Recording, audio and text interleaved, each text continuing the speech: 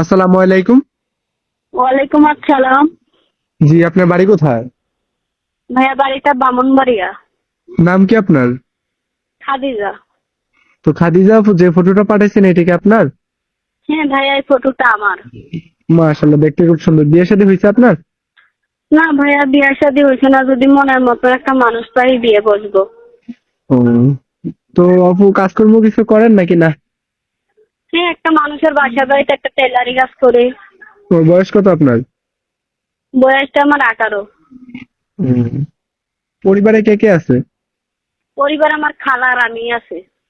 তো যদি কোনো দর্শক আপনার মোবাইল নাম্বার চায়, মোবাইল নাম্বার আছে আপনার? হ্যাঁ, এই নম্বরে ফোন দিলে আমাকে পাবে। হুম।